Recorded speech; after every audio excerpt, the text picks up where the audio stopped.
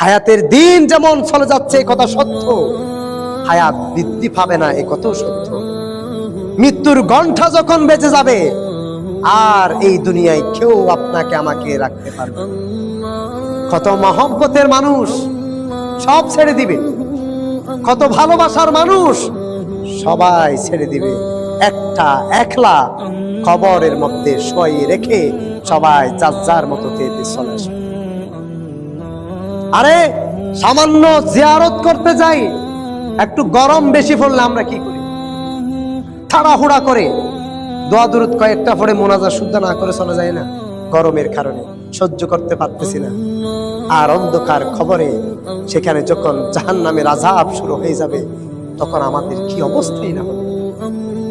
হাদিস শরীফের মধ্যে এসেছেন, কোন মানুষ যদি জান্নাতি হয় আল্লাহ সুবহানাহু ওয়া তাআলা তার কবর থেকে জান্নাতের সুঘ্রাণ ছড়িয়ে দিবে। মানুষকে যখন কবরের মধ্যে শুয়ে রাখা হবে, যদি জান্নাতি হয় জান্নাতের দরজা তার কবরের সাথে একটা আমার আল্লাহ তাআলা কানেকশন করে দিবে। আর যদি মানুষ জাহান্নামে হয়, জাহান্নামের আযাব তার কবর থেকেই আমার আল্লাহ তাআলা শুরু করে দিবে। এই জন্য আমার আল্লাহ তাআলা বলতেছে, বান্দা জাহান্নাম যেখানে যুগ যুগ ধরে মানুষদেরকে থাকতে হবে, সুতরাং সময় থাকতে তোমরা সাবধান হয়ে যাও। আমি মহান রব্বুল আলামিনের দিকে তোমরা ফিরে আসো।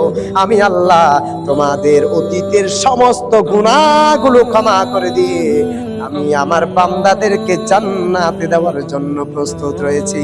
মুহাব্বতের আওয়াজে বলুন না সুবহান, আর মুহাব্বতে বলুন না সুবহানাল্লাহ।